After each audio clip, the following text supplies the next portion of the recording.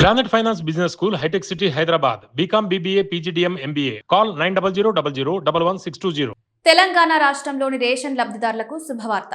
ప్రజా పంపిణీ వ్యవస్థలో కీలక మార్పులకు తెలంగాణ ప్రభుత్వం శ్రీకారం చుట్టింది. ప్రస్తుత 6 కిలోల సన్నబియ్యంతో పాటు ప్రజల ఆరోగ్యానికి మేలు చేసే చిరుధాన్యాలు, ముఖ్యంగా జొన్నలను పంపిణీ చేయాలని తెలంగాణ సర్కార్ నిర్ణయించింది. రేషన్ లబ్ధిదారులకు ఇప్పటికే సన్నబియ్యం ఇస్తున్న సర్కార్ త్వరలో జొన్నలు, మొక్కజొన్నలు కూడా ఇవ్వాలని నిర్ణయం తీసుకుంది.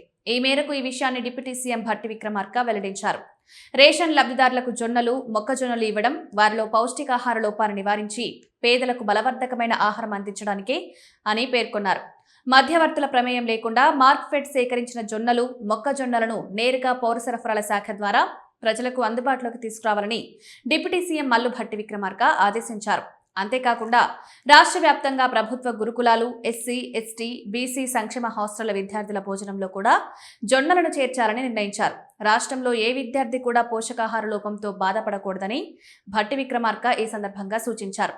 రైతుల సంక్షేమానికి ప్రభుత్వం ప్రాధాన్యతనిస్తోందన్నారు. మొక్కజొన్న, జొన్నలను కొనుగోలు చేస్తున్న తెలంగాణ ప్రభుత్వం మంత్రి తుమ్మల నాగేశ్వరరావు మార్కెట్లో జొన్నల, మొక్కజొన్నల ధరల మద్దతు ధర కంటే తక్కువగా ఉండడంతో రైతులు నష్టపోకుండా ప్రభుత్వమే కొనుగోళ్లకు సిద్ధమైందని పేర్కొన్నారు.